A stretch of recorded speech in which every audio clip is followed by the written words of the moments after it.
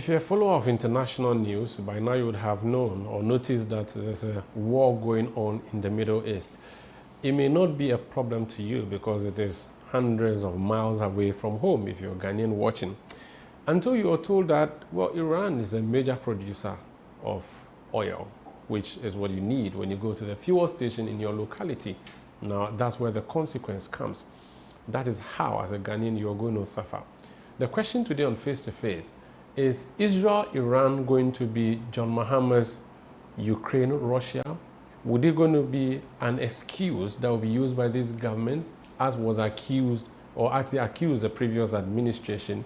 And what would that war, which is ongoing there, mean? Then we also look at the cedi. It has done very well against the dollar. People are expecting that fuel prices should reduce. Are we seeing that? And if we are seeing that now that there's a new levy that has been introduced, what is that levy going to mean? I am Umaru Sanda Amadu. This is Face to Face on Channel 1 Television. My guest today is a man who literally sells petrol and diesel. I'll have a conversation with him when we come back.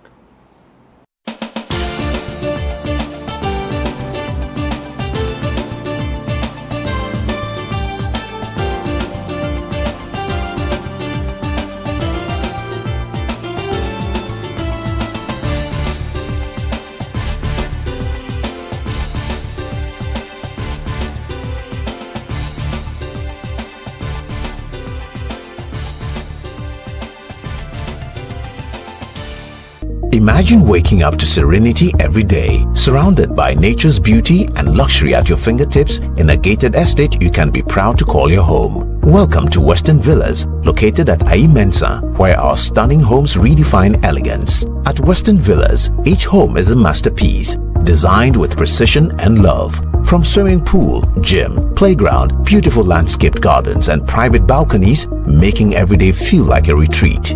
We also have executive plots for sale at McCarthy Hill, strategically located and offer unparalleled views, easy access to amenities, and endless possibilities for executive living. With just 5% deposit, you can reserve your space. Contact us today to learn more about our luxury homes at Ai Mensa or executive plots at McCarthy Hill. Call us now on 0536 502295 or visit www.westernvillas.com for more information.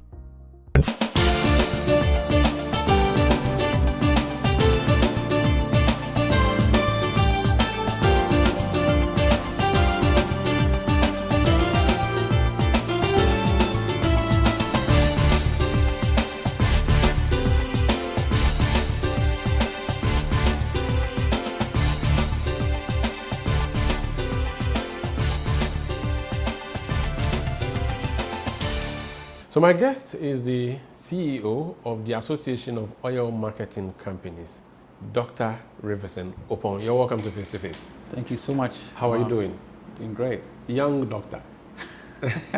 Oh, you're not as young. Okay, no, you have gray hair. I shouldn't be talking about your age at this time.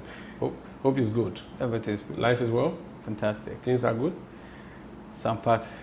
It's good. The other parts that are not good, pray over them. You'll be fine. Inshallah. How is the Association of OMCs doing? You took over a year ago. How has it been like? How is experience here like? Is it something you used to do always, or this is a new area for you? Yeah, so the company actually used to be Association of Oil Marketing Companies. Now the Chamber of Oil Marketing Companies. So we actually rebranded last year in December. Okay. And I took over as the CEO, or what we call the industry coordinator, last year in April. And so I'm 1 year and 3 months old so far.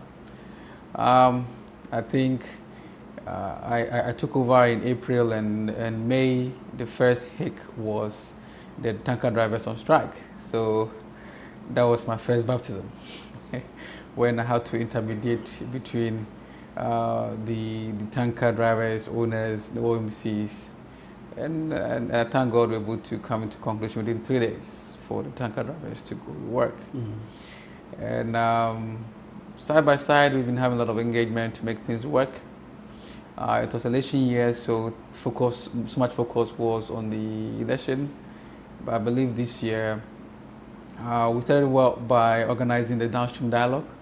And obviously we had cedi very much involved with Bernard. Just this week, just last week, we had a safety week celebration. And at the same time, we have, for the past 2 weeks, been engaging with the government about this new one cedi levy, which I believe we're going to talk about today. So far so good. It's been good. I've worked in the upstream for quite a number of years, abroad and away, to be precise. Came back home and I worked for Ghana Gas as the commercial manager in charge of economic risk and planning. And I moved over to here, to this place. So you were with upstream all your life until now? No, then I went to midstream because Ghana Gas is a midstream company. Okay, good. So yeah. Upstream to midstream, and now you are downstream. Yeah. So you have actually covered the whole... Exactly. Let's talk about the downstream sector. How does it work? What do OMCs do? And first of all, let me be sure, you are a private person, not a government appointee. At all. Good. Talk to me about what you do as OMCs. What is your role in the sector? So the OMC is basically what you guys call as a filling station company. So every filling station that you see on the street will surely be championed by one of the OMCs or LPGMCs, i.e. There are dealer-owned and dealer-operating companies, but they still need to be under the umbrella of an existing OMC. So what we do in terms of our function in the oil and gas value chain is that we are the ECG of the power industry. Okay. So you're going to generate your power, transmit it, and we are the one going to sell for you. So at the end of the day, we interface directly with the end users, be it industry, be it individuals that buy into their vehicles, or doing 1 gallon because their car is stuck somewhere. We are the ECG. Or the ones they pump by the roadside. Or the gao stuff, you know. I was driving to one region and I saw gao just a couple of months ago. I was shocked that gao still exists in this country. Because let me tell you something that will shock you more. We have tabletop fuel bottles. That's in Ghana? No, in Ghana, in Greater Accra, where you are driving by the road and there's a table, which table has glass bottles of petrol. Really? Like the way you see in the Francophone countries. Yes, so I was going to go there. We have it here. I was in Congo last 2 months. Yes, as in DRC Congo or Brazil? Both actually. Okay. Then I saw that a lot. Uganda, from the city, Entebbe to other part of the town, you have them by the roadside. And so in Chad, I was in Chad also. I mean, I saw that it. too. Yeah. So, but in Ghana, I've not seen it yet. I'm telling you but that. For Gao, I've seen it. So first time I saw it was between Boko and Zebila, Upper East. So I thought maybe that's that was. Accra. I thought that was remote. No. Okay. And then Greater Accra, I've seen like where at least 5 outlets. Is it 5 outlets of bottles? Yes, different places. Like what I mean is different places. And there's a table, and there are bottles there. Can I ask if it's in the Nima area? No, it's not Nima. Why would there be a bottle? There's a whole there are a number of filling stations in Nima. This is Greater Accra, and I will take you there. If Please do. So they are not under you. That's why you don't know where they are. It could be a B2B business. I mean, it's a B2B. It's not a company strictly speaking. It's a tabletop. It's a tabletop business. Yeah, but again, but the problem is that would be a failure of your chamber, because if I have a working fuel station in my area, I wouldn't buy from a bottle. That's one. Yeah. 2, if the fuel station in my area is not expensive, I will not go and buy a bottle, because what I've been told is that the bottles are cheaper. And they are reliable. And what about quality? Oh, we will deal with quality later. We just need the petrol to move the car. We're not going to deal with quality later, because you need to be sure what you buy into your tank, if it's not even kerosene blended. No, the car that is taking that petrol, it has gone through things that exactly. No chemical in that petrol. So you will surely not buy fuel from that tabletop. I will not. It's surely probably this Moto King or those kind of people. Not just that, even big commercial. I will be shocked to see a Benz parked near this tabletop buying fuel. I will take you there one of these days. I'll be glad. In fact, I'll take you to a number of them so that you observe. Sure. And then you will see what happens. But it goes back to the issue again that if you had a lot of outlets, I'm sure people which we do. How many outlets of OMCs do we have nationwide? That's the service stations. Yeah. Let's bring it back to the street. So the OMC is the company that operates the service stations, which we call the filling stations. Okay. So we do have 4,000 plus in the country. in the country, which is huge. We have enough. In fact, we have more than enough filling stations. You know my problem with this number? It looks impressive until you realize that a huge chunk of them are based on our border towns, from Boko to Burkina Faso, from to Burkina Faso, from Navrongo to Burkina Faso, and then from the Togo side. A lot of our fuel stations are dotted there, and what I have been told is that they are there for illegal purposes. Because our fuel is cheaper, people bring donkey carts from Togo and Burkina and come and buy it, and then take it back in the dead of the night. I can assure you that I've seen over 20 fuel stations between Paga and the Burkina border, and this is a very short distance. And the number of cars I saw were not even up to 20 on that route. So it's something I'm drawing your attention to. Maybe you may not know about it. It's an MPA thing. No, we know about it. Okay. I sit on the EBPF committee, so we discuss all this stuff. And as far as there is no border dispute between neighboring towns, I know somebody who lives in Togo and is married to a Ghanaian in the Volta region. So he crosses the border and comes and sleep in Ghana and go in the morning to work in Togo. He crosses the border to cross and go back. Exactly. So basically, there are certain level of border, I would say, organization that you want to have. I don't think you're going to stop any car that will enter your country with the view of that he's come to visit the country because of the ECOWAS protocol. Yes, right? But except that when it comes to our fuel, there's a prohibition of exporting to. If I know that if you get fuel from BOST, not from BOST, from BOST or from TOR, you can take it only so far. You're not supposed to take it outside the country. Yeah. If you're taking it outside the country, that's a different story. So I'm talking about the smoggling out of the country. That's what I'm talking about. Yeah, so it's in huge volumes. I think the smuggling will be the problem is smuggling when they come with cans to load and go. But if they buy into their cars... No, they come with cans and load and go. Okay, then that's a problem. Yeah, that's what I said. They bring donkey carts. Okay, and they use unapproved routes and take it into Togo and Burkina Faso. That's for sure it's illegal. So now the issue of the tabletop thing, what do you think can be the solution? I think... So for me, like I said, this is the first time hearing that this tabletop, especially in Accra. Yeah. If it's in outskirts, then it makes sense. Because they need access to fuel, right? But I have done what we call the mystery shopping, which we started last year. And we've done several regions across the country. And we've not come across any tabletop in any region They didn't take you to the right place. And no, we do rigid search. I'm very surprised by this. Yeah. So how about the Bruka one? Yeah, that's a Gao. Do you see so those the Gao, we've seen a couple of them. Are they members of your association? Yes. So they operate under an OMC.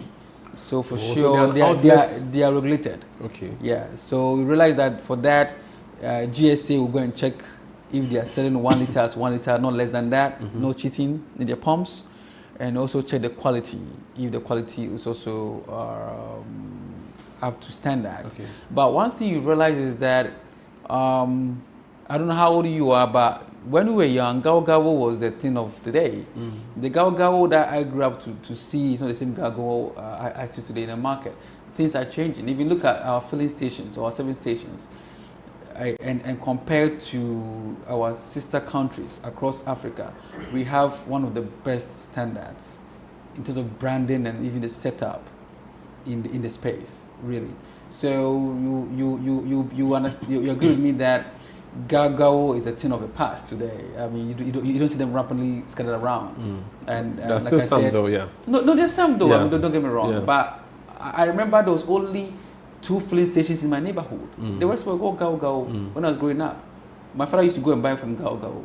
I went with him, So comparing what we have today and what we had in the past, I think we've gone somewhere. And with the number of filling stations, to believe me, because of the requirement of MPA to hold your license, there's a minimum requirement in the growth scope that they give you. Members are forced to indeed grow their business, because the more you sell, the more you get revenue. Okay. Actually. I just returned from the US and I have noticed fuel stations where it's self-service. How come you don't have your stations giving self-service in this country? What's the issue with that? Yeah, I mean, I lived abroad as well, and there was no service station I went and I was served. I served myself with card. And as for self, if our trotro and taxi drivers have cards to pay, you know, you so have to pay with the payment system is the first issue. Payment system is the first issue, but I think something that some of my members are considering to have to in order to sell fuel overnight. It's very painful in the middle of the night when you're driving and you don't find a fuel outlet to buy fuel from, when you're running out of power. I mean, let me say fuel. So I think it's something that, I mean, that will be the next stage we need to look at, and we need to talk to the government, which is, I mean, our regulators, to see how best we can implement that. So as OMCs, there isn't an immediate plan to give us self-service stations? I would say that some of my members are considering it, okay, and then that will be the discretion of the OMC. Okay. They're not forced to do that. Now that we've talked about the night dispensing, John Mahama, the president, says he's bringing 24-hour economy, which means that at any time of the night or day, I should be able to get fuel. If your stations close at 9 p.m. or 10 p.m., you agree that that's a problem. What would you be able to do or what commitment can you give to the government that you'll be able to play a role in this 24-hour economy thing? Because if the government says, let's work at night, which means people will drive at night and do stuff at night, they should be able to go and buy fuel at night. What would you do to complement that effort by the government? Yeah, I mean, there have been several attempts by some oil marketing companies to sell fuel in the middle of the night, but robbery and thieves wouldn't allow them to do that. Some of them have been robbed. I still have videos of such incidents on my laptop that was shared with me by some of the OMCs, and this was even around 8 o'clock, 9 o'clock. I mean, just not so late. And they entered the stores and actually robbed them. We could look at some vantage points. Look at the airport, the Jowolu area, East Legon area, and probably if the government could support that with security measurements, that's get the police to surround the places that have this, I would say, 24-hour, I would say, lock-in, so that they'll form a kind of security around the stations, because it's very painful to be robbed in the middle of the night and have your oil sales gone away, and that's the more reason why the automated machines should be encouraged. And I believe by the end of this year, at our AGM, something that will come up to see if members would like to, I mean, those who want to explore that and whatever incentives that they need. Just talk to the regulatory body. Except that the people who do the work at the station will lose their jobs, so that's something you should also consider. So basically, we don't enroll all pumps because they're very expensive, believe me. They're very, very expensive. Okay. So I don't foresee this happening across the entire 4,000 plus filling stations. The Vantage ones, and it could be one or two change, so that at the night only those can work. I don't know, you don't need all 8 pumps to be working at the night. Let's talk about your relationship. So what's the relationship between the OMCs and then the BDCs? All right, fantastic. Are there some OMCs that are BDCs, or you are all OMCs doing your business and then you have to go through a BDC to buy fuel? How does it work, the system, the interconnection? Thank you. So before the BDCs came, it was the government. Well, BDC is bulk distributing companies. Yeah. So before the buy-deck came in, OMCs were buying directly from the government. The government used to be the only importer of fuel, and at a point, some OMCs too were important. The BDCs are now I would say, the importers of the fuel. So they have the contract and they buy directly from the IOTCs. IOTC simply means the International Oil Trading Companies. And we buy then from the BDCs. So that's the relationship we have. And that's a very good question you ask about who owns what. Today, if you look at some of the BDCs, I think 80% of BDCs have OMCs. Okay. Some of the OMCs also have BDCs. So they buy for themselves. It They buy happens, and sell to their. and they also, some also buy from other BDCs when their prices are competitive, because the market today is very deregulated, hugely deregulated. So you're looking for fuel that's available and affordable at the same time. So if I have Sanda filling station, I am at liberty to import direct. I can choose not to buy from BDCs. I'm not bad. If right? an OMC? Yes. No. So today, no OMC can import. You import to you have to go through a BDC. Yes. That's the law now. Yeah, that's a policy. Now, but there are BDCs that own OMCs. Correct. And they may import for those OMCs. Correct. You're right. And if you're an OMC, you can also build an a BDC. Yes, and we have OMCs who also have BDCs. Right. So we have traditional BDCs. Yes. Who now have OMCs. Okay. We have traditional OMCs who now have BDCs. Okay. Because so now they want to enjoy from the entire value chain. What is the role of thermal oil refinery and the bulk oil storage transport company, BOST, in this mix? Fantastic. So the TOR at a point will act as an IOTC if it's selling to the to the market. Mm-hmm. So it sells to the BDC, to the OMC. Okay. All right. Same as BOST. So BOST is indirectly. So BOST is still a bit a challenge. So we actually discussing that now, because BOST apparently would import like any other BDC. All right. And they cannot sell directly to an OMC. They need to sell through a BDC. To an OMC. And if they are both buying from an IOTC at the same landing price, and now they need to sell through a BDC, I don't know how their pricing really works for them. So BOST is not a competitor to BDC, or BDCs have become competitors to OMC and to BOST? Yes, I mean, I could say same. If thermal oil refinery is selling through a BDC, it makes sense because it's a refinery. So you look at it from the FOB point of view. So I'm going to a refinery in Europe to buy fuel. So I become a trader. So if the BDC is buying from TOR to sell to an OMC, it makes a lot of sense within the operational value chain of the oil and gas industry. But for an OMC to buy for a BDC to buy from BOST before it sells to an OMC is where we have a lot of challenge. Has it always been the case that BOST was having this challenge, or is it a new thing? I think it's become a new thing, because if you look at the mandate of BOST is not supposed to be trading, unlike it's been doing now. BOST is supposed to be a strategic reserve kind of company. So they are meant for national security purposes, that as there's war in Iran and Israel today, should there be limited access or availability of fuel, then the fuel that has been stocked by BOST could be sold into the market. So BOST is our security company. Correct. That's the number one mandate. Okay.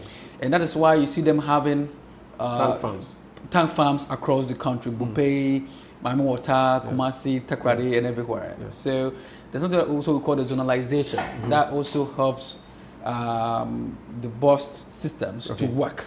And apart from that, they're also supposed to help us with the fuel distribution in the country. Okay. Understand? Based on what you know, is BOST able to play that role now of being the reserve, the strategic reserve company?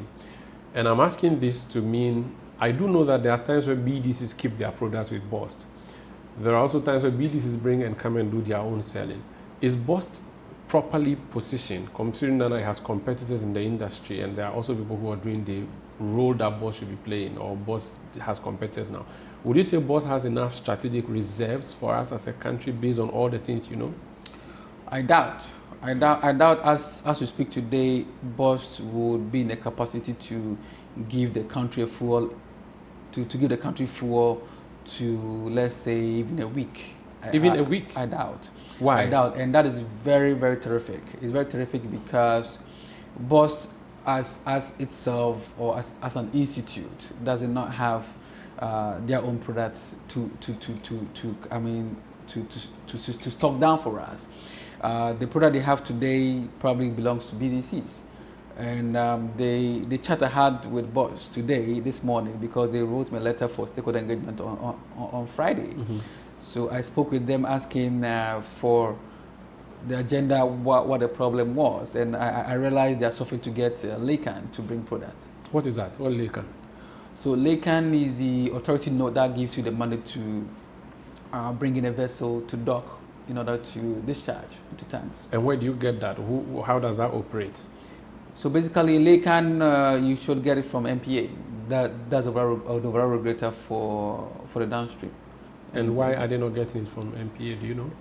That one now, I'm sure on Friday to come up, because I know that they have a program that every week or so, or every month, they allocate with BDC, BOST, or whoever who need to come up with the tanker. I remember last year in December there was shortage of diesel, and the chamber received a call from one of the BDCs that had diesel that didn't have LACAN. So we intervened with MPA for them to get access to the LACAN to bring that fuel down. This lack of LACAN by BOST, how bad is it, and how is it affecting their operation? Is that why they don't have enough strategic reserves? Absolutely. According to what I heard today, that's the reason why they don't have the necessary fuel or in terms of stock. But does it mean their tanks are empty? I should believe so. Or the tanks are full but not with their products? It depends on where you're looking at. It could be that in Tema could be full. Again, this boss talk about it. Okay. That could be full, but we received occasionally, and it's been rampant now, the cross-zonalization notes from MPA. What that means is that there are lack of fuel, there's a lack of fuel in the outskirts, that's out of Accra, be it Tema, be it Takoradi, Kumasi, and the northern part. So that means that their tanks are empty. At a time that we are hearing that Iran may close a very important route, the Strait of Hormuz, I think it is called, where there may be challenges with importation of fuel or products. If our strategic reserve company has less than 1 week of supply, that is scary, is it not? That would not even be the most curious part, because the Hormuz passage controls 15 to 30%, I would say, transportation globally. Okay, because it's within the Middle East. It doesn't only affect any continent per se, but you'd rather realize that there will be more demand but less supply in the entire global network. So depending on where you get your fuel from, that's where you're going to have that suffer. What would be the challenge is the cost of fuel, because that will bring a high because of high demand. But for fuel, there'll surely be fuel. But in terms of the price, ideally, BOST should have about 3 months import cover. The last or time strategic reserve. Yeah, the last time I engaged them, we had this. We have this downstream petroleum sector reform committee, which BOST and myself and MPA we sat on. The last time I heard it was two months to 3 months, but I think they're looking around 2 months. But believe me, BOST talk alone cannot take us for 1 week today.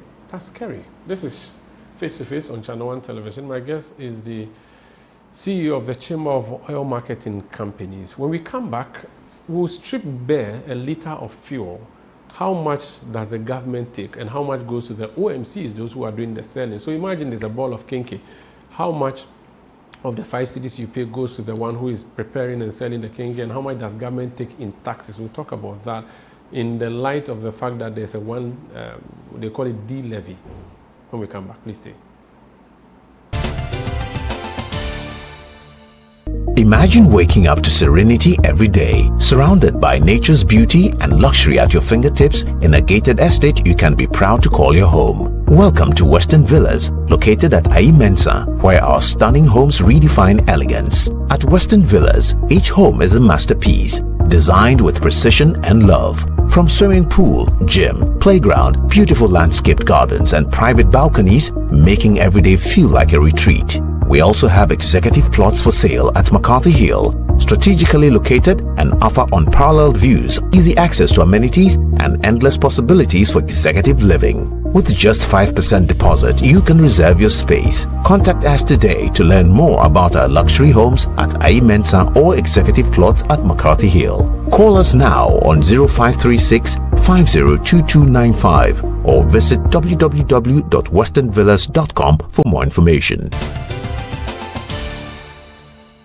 You're welcome back. This is Face to Face on Channel 1 Television. I am Umaru Sanda Amadu. My guest is Dr. Riverson Oppong. He is the CEO of the Chamber of Association of Oil Marketing Companies, and he's my guest. We've been talking generally about what they do in that sector that they operate in. Now let's talk about taxes on fuel, Doc. So if I go to the fuel station and I buy 1 gallon, I'm likely to have what, 4.5 liters of fuel in there, right? Sure. Unless if I go to do the gal, that one I know is 5 liters. Yeah. Because I'm used to both. Yeah. Okay. We do know that when taxes are imposed, they usually impose on a liter of fuel. Yeah. The recent tax that we saw, the levy, is on a liter of fuel. Right. What is the price of a liter of fuel currently? Is there supposed to be a standard price? Or can Shell agree to sell differently from what Total is selling and what Allied is selling? Do we have a standard figure we work with based on what MPS says, the fact that the sector is re-regularized? And what percentage of that goes to the OMCs and what percentage goes to the government in taxes and levies? Thank you. So, if you today pick 1 liter of fuel bought at any oil marketing company's service station, you are indirectly paying 22% to the government. And when I say government here, I'm talking about some go to MPA, some go to BOST, some will go to the Ministry of Finance or whoever takes whatever is due them. Even an Energy Commission takes levy. And the majority of it goes for the commodities because it's imported, right? My members struggle to get 5%. We struggle to get 5% as a margin. And break it down for me when you say your members struggle to get 5%. Yeah, I mean, we struggle to get 5% of the fuel sold at the filling station. If you look at the current pricing regime that we operate with, even though it's deregulated, you're going to also understand that there are window setups, there are the floor price. There's a competition that actually will not permit you to sell your fuel above certain threshold, and also not let you sell below a certain threshold. Okay. or there's floor something prices. you call ex-pump price. Ex-pump What price. is that? So there's S-pump, there's S-ref. So let me start from the S-ref. That make more sense. So ex-refinery. Ex-refinery, Okay. yeah. So ex-refinery will be your FOB price, your landing what cost. is FOB? Freight on board. Okay. So how much you bought your commodity for. So is a commodity price, and the margin for the BDC that is sold to the OMC. Okay, so the price at which OMC buys from the BDC is called the SREF. So that's if you were selling tomatoes, the price you buy from the farmer is what is called the ex-pump price. Correct. So that's the price you go to buy for. Do we have a fixed figure for that, or No, it varies from it can't BDC be fixed. to BDC? It can't be fixed because every BDC has his own IoTs that it works with, and whatever arrangement, whatever commercial arrangement that they have. Okay. So you go buy. The premiums are not the same. So you go buy that. That's tax free, everything free. You pay for the service, the delivery, which is the freight that you talked about, you buy, and the cost of the product itself. Yeah, and then the cost of import, that's the port fees. Okay, so that is the ex-refinery. Ex-refinery, yeah. That's when you take over. What happens when you take over? So when we take over, till where we sell to you, which is the X pump. You see the levies and taxes added to it, and then you see the margins of the OMCs and the dealers added to it. So then you have the SREF, we have the tax and levies, and we have the margins. And that's what I'm telling that the SREF contains 75% plus of it, 22% goes into tax and levies and services for the government, and then 5% comes to the OMC. So the XREF, you can't do anything about. That's how much you have to buy it from the one who is selling to you. Even the taxes and levies, you cannot do anything about it. That's what I'm saying. So I'm just looking at the first point. So you buy it as it is. That's how much I'm selling my product, and that's what you buy it as for. an OMC, yeah. Then the government slaps the taxes and the levies. What are the taxes and levies on it? So what today we call the energy sector shortfall and debt payment levy is what was called the ESLA, which basically had the energy debt recovery. That is one. It's also had the energy sector recovery levy, price stabilization levy, and sanitation and pollution. So there was also third debt recovery, or that has been scrapped. The third debt recovery levy, has that been scrapped, or it's been fused into the ESLA? I think it's fused into the ESLA because apart from these components I've mentioned, you see the road fund levy, you see the energy fund levy, which goes to Energy Commission. You're also going to see the special petroleum tax that goes to government also as petroleum tax, doing business in the petroleum industry as far as the downstream is concerned. So there's something that the BDCs don't pay. It's OMCs who pay on behalf of the downstream. Then we have the BOST margin. No, I'll come to the margins. I want us to finish with the levies first. Okay. So these levies that you've listed, do you have figures attached to them, or they are percentages? So if no, it's figures. So so figures, or it should be percentages rather of a liter of fuel. No, right? it's a figure. Okay, so whether fuel price go up or go down, this is fixed. Do you have some of them handy that you can mention? So for instance, the ESLA, what percentage or how much is it? So it's around 90. It's 95 pesos, almost a cedi. So 95 without pesos. the 1 cedi that's been coming. The new one that is coming. Yeah. So if that 1 cedi comes, you're going to go to 1 cedi, 95 pesos. So the ESLA is 95 pesos. Yes. So if you are buying fuel for 10 cedis, you could have bought it for 95 pesos. Correct. That's what it means. Yeah. Which other one do we have? And then we have the road fund, which is 48 pesos. So it's also in money, it's in pesos, not percentage. No, not percentage. So 48 pesos. Yeah. Road what? Road fund. Road fund. Levy. Okay. What else do you have? And we have the energy fund levy, which is 1 peso. 1 peso. Yeah. That's very small. Yeah, it goes to Energy Commission. Okay. What for? Okay. Do you know what they use for? I don't know. Okay. Do you know what they use the road fund levy for? I mean, it goes to road for building roads. Road maintenance and all that. Okay. Next one. Then we have the special petroleum tax, 46 pesos. Which one is that one? Do you know what they do use this for? It's a tax on commodity. Okay. So that one was that's the first tax that we had before the foundation ESLA. one. That's a fundamental tax.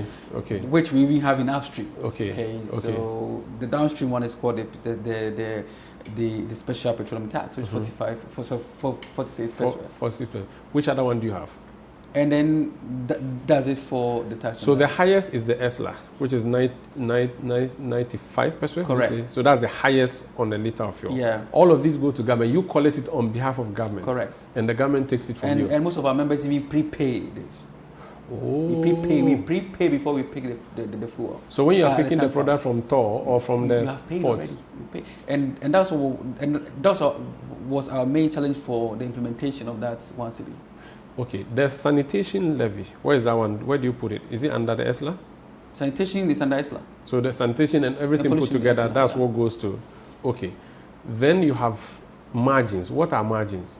So margins are fees for services. Okay, so the first margin I'll talk about probably will be the BOST margin. Okay. That goes to BOST. So that's why you always hear BOST say that BOST belongs to you and I, because we pay for them. So when I buy petrol, there's a part that I'm sending to BOST for it to continue to run. You're paying 12 whether or not as a BDC or OMC you bought your product using the BOST system. No. You still pay. Yeah. Okay, and that's what percentage, or what's that's 12 pesos. 12 pesos. Yeah. So that's very high. for BOST alone. That's high. I mean, higher than... Higher than what? No, the ESLA was on 90. Okay, so it's 95. lower Yeah, than, yeah, lower it's than, lower. okay. Yeah. So that's the BOST margin. Which other margin do you have? Then there's a PDM. So PDM is the primary distribution margin. So what that one stands for is the movement of fuel from the depots in the south to the north. So if you're moving fuel from Tema to Kumasi, that PDM pays for the service of or the freight. So that the price of petrol in Accra will not be different from the cost in Tamale. And that is why that's when UPPF comes in. So that's why the PPF fund was also created. Okay, so PDM. So PDM is what percentage? Or what? PDM is I think 9. PDM is 26. Okay, and then the UPPF 26 pesos, and then the UPPF is 90 pesos. So if you add PDM and PPPF, you have 1 cedi 6 pesos. What's the difference between the two? Because so the PDM, like I said, is the depot to depot movement. Okay. And the UPPF is post depot. For the tankers? For the OMCs. Okay, for the OMCs. Yes, but then but for the tankers. Okay, so apart from the taxes, the levies, and the margins, there isn't anything else on the liter of fuel, right? That's all. This all. So what? And then also there's also the fuel market margin. Which one is that? Which is 9 pesos. So the fuel market margin is the to control the movement of fuel according to policy. Every diesel and petrol is marked by an indelible ink or chemical. Is it the color? It's the coloring. Like the one they do the premix blue. Exactly. So that when they come to your station and yours is not same as where it should come from, they probably might have got the fuel from somewhere. Oh, okay. So it checks what we call the third party. It checks what we also call fuel adulteration. You didn't miss any other fuel with it and all those stuff. So that's a fuel marking cost of 9 pesos per liter. In total, how much of the 3 cedis 27 pesos? That's what government takes. It goes to government. And then you take the rest. You OMCs take the rest. Which rest? Everything goes to SREF.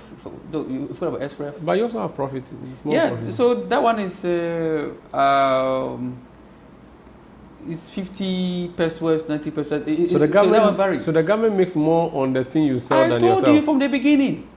Government is taking 22%. We barely make 5%. But that's strange. You are the seller. We are working for the government indirectly. So if this new cedi if this new 1 cedi comes, we are switching to almost 30%. So if this 1 cedi comes, now I want us to talk about the 1 cedi. How do you reckon it's going to work? It's going to add up to the levies. Yes, and taxes. absolutely. So it moved from 95 pesos to 1 cedi 95 pesos for petrol. And in total, then you are getting close to 4 cedis. 2 cedis. Yeah, of course. You're getting close to 4 cedis. Total for government. 4.22. So over 4 cedi. 4.27. Going to government. Yes. But you cannot increase yours, can you? Increase it, then you're out of market. So because it's a competition. It's a competition, and if you look at history, go back. Probably I'll share some article with you. If you look at the price build up for 5 years, the government's share in our business has gone up extremely, whilst our margin shrink year on year because of competition. And that is why every OMC is looking at ways to cut corners. And right now, if a liter of fuel is going for 10 cedis and government is going to take 4 cedis, that's almost half of what is on the liter of fuel. And yours is still very, very insignificant. But of course, I'm sure there's a way you make profit. That's why you guys are still in business. You leave it down for another day. Let's talk about the implementation of the 1 cedi levy that the government intends to impose. What's your personal view on that? Industrial view, personal view. So I'll start with the personal view. Mm-hmm. I think it would be proper to give me industrial view. Don't give me personal view. No, you let me start from personal view. Okay. Let me start first, personal view. Don't worry. So I've had a chance to sit on the energy sector recovery program when I was working for Ghana Gas. So there's nothing new to me as a person. Okay. 3 years ago, we predicted where we are today. We predicted it. And we have the records from Joy FM, one Saturday. things didn't look good when the CWM, that's the cash water flow mechanism, was tempered with. You know, it was not able to pay 100% for the IPPs, for the fuel and everything, but it made everybody comfortable, and nobody was complaining until it was tempered with. Collection rate is very low, as we all know. Inefficiencies within the power systems, and as far as ECG is concerned, and it seems everybody was okay with it and was quiet. Another problem that I see people quiet about it, and it's very shocking to me, is the Gensa GMPC deal. You buy fuel at you buy gas at 9 cedis and sell to Gensa at less than 2 cedis. Sorry, $2, $9, and sell to Gensa at less than $2. Who is paying for it? You and I are paying for it. And this accrue more than 30 million USD every year. So my personal attachment to the sector debt is that it is a system malfunctioning, which no levy can correct. Or to keep compounding. Thank you. No levy. And I told the Minister of Energy the same thing without missing words. This levy will just make you feel comfortable as you're solving a problem. It will not work.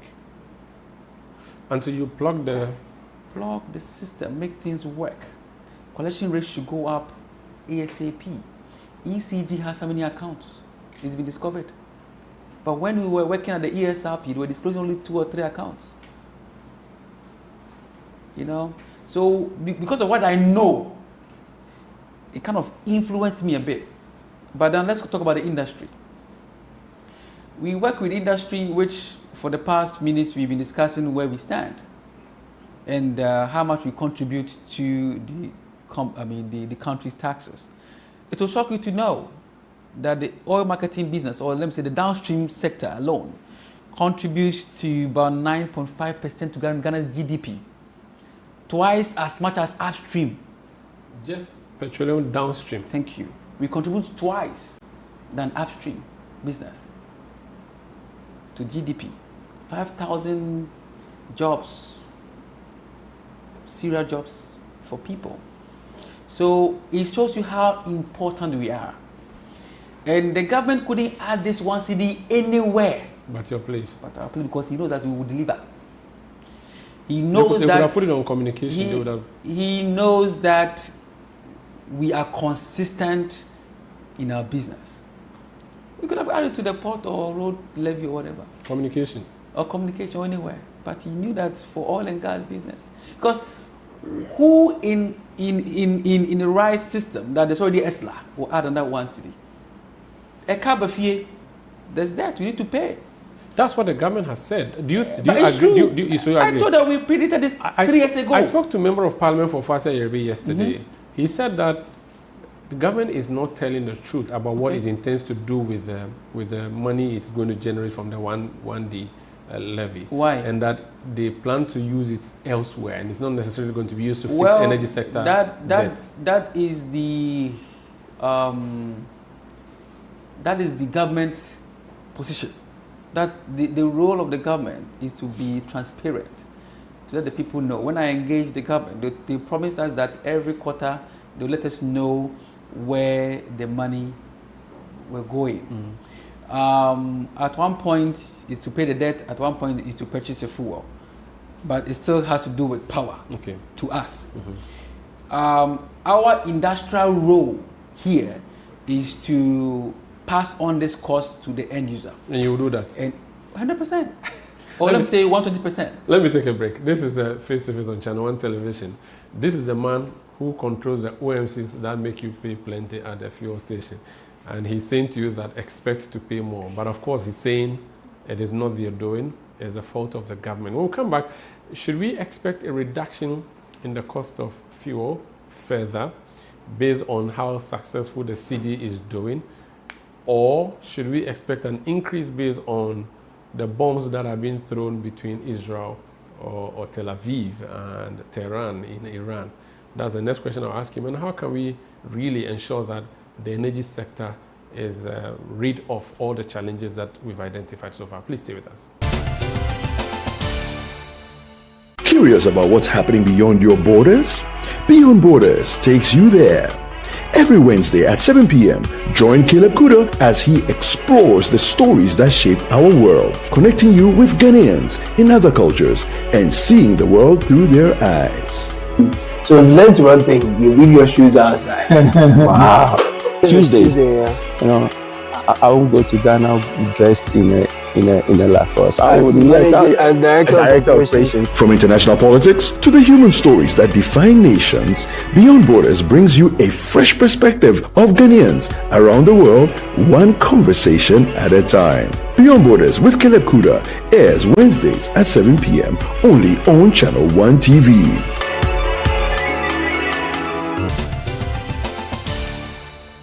You're welcome back. My guest is the CEO of the Chamber of Association of Oil Marketing Companies, Dr. Riverson Oppong. Should we expect to see an increase on the cost of fuel, or we should expect to see a reduction based on what? You are currently benefit from a reduction this week, but I can't promise for next week. Why? If you took a look at our forecast for this week or this window on Friday, when we incorporated the one cedi, there was going to be an uplift of 9.5%.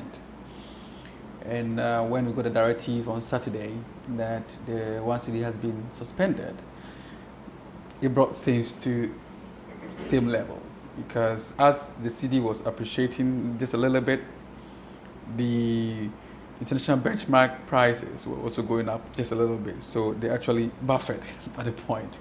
So the expectation that fuel price was going to go down and eat up this one cedi was not met, or was not actualized, let me put it that way.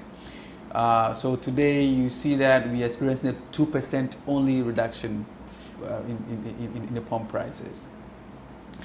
Let's have this education very quickly. You've realized, and you agree with me, that international prices for crude oil are going up. Yeah. And it should have reflected today in a pump price. Mm-hmm. And you're going to ask yourself why it's not reflected. It's the same way when fuel prices are going down internationally, and we ask you to give us 1 week to calibrate. You should also agree with us. Don't come and hit at us. Mm-hmm. That why is it going down internationally? We are still selling at the same time. So at the same time, we are keeping our prices even lower than it should have been. It's the same time when it comes up, it goes down, you should bear with us for some time. So we work within windows, okay? At the closing window of the last window, also at the closing day of the last window, we were at where we are. Mm-hmm. We have old stock. Okay. We have old contracts. Some are even hedged. So we are selling it at the prevailing prices as at today, mm-hmm. right? And next week, two things might happen. And I'm engaging Seaboard on that tomorrow to see how best we can avoid that. You might see BDCs hauling product, waiting for the next window, because for sure to go up 100%. You see even OMCs also holding up fuel, because they want to wait for the next window where things will go up. We are talking to our people not to do that. Yeah. But as we speak, there are issues around diesel already in Tema. Shortage. Just I don't want to say that, mm-hmm. but we're having that conversation now around diesel today. So we want to avoid any panic that this might cause as a chamber or as an industry as much as we can. Mm-hmm. But for next window, for sure, things will go up. It's going to, so we should expect an 100%. Increase. By what margin? It's too early to commit. Okay. Like I said last week on Monday, when I met the Parliamentary Committee of Energy was bluffing things will go down. I said, my brother, relax. Honorable, this you are seeing the crystal ball. Please give us till Thursday. So the crystal ball is not looking They good. insisted I didn't commit, and I knew that things will not be the same. Now that the government is playing the wait and see game before they add this one cedi, it appears they may wait forever and they may not be able to impose the one cedi level. Yeah, if they are going to keep being careful and not want to increase it when prices are high, and now we are projecting that there may be increases. They may not be able to bring I think that's a good thing to do. But they need the money. Yeah, they need the money, and that's the reason why we've just published an article, and one of the advice we're giving the government is to look at, subsidize on non-taxed petroleum product like MGO. If they could bring the tax on it, and they can take the tax and do whatever they want to do with it.